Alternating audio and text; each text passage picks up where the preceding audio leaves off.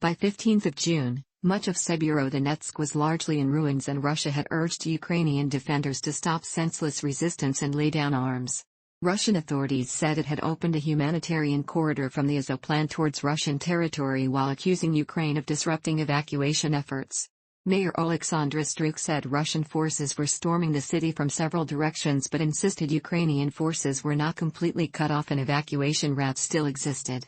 On 15th of June, the Russian ultimatum for Ukraine to surrender the city was ignored and clashes continued. On 16th of June, Ukrainian forces able to withdraw were reportedly ordered to withdraw towards Lysychansk. The Ukrainian General Staff claimed to retain several logistics routes to Sievierodonetsk despite the destruction of 4 bridges. The next day, 17th of June, Russian media reported that Ukrainian military personnel had begun surrendering.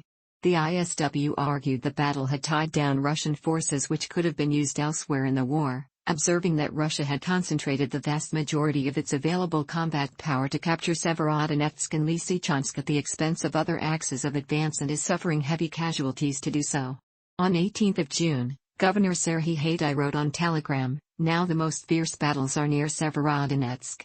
They, Russia, do not control the city entirely. Our defenders are fighting Russians in all directions." Ukraine claimed to have deployed AHS Krab to provide artillery support for their forces in the city. The Ukrainians also claimed to have inflicted heavy losses on Russia's 11th Separate Motorized Rifle Regiment, forcing it to withdraw from the area of combat operations to restore combat capability. Ukrainian General Staff said that as a result of artillery fire and an assault, Russian forces had partial success in the village of Maychikin and were trying to gain a foothold. Haidai referred to tough battles in the village, located southeast of the city. TASS claimed that many Ukrainian soldiers had surrendered. On 19th of June, fresh Russian assaults forced Ukraine to commit reinforcements to the defense of Toshkivka, located southeast of the city.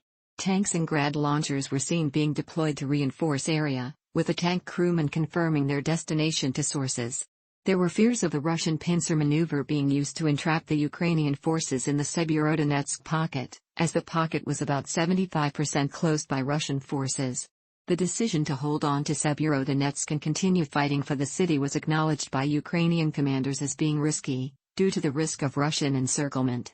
Former Ukrainian Defense Minister Andrei Zagorodnyuk said, "Right now, the main objective is to use the window of opportunity that we have to completely exhaust the Russians in the Donbas. If we would move, they would move. We would have to meet them somewhere. It's not like Putin wanted."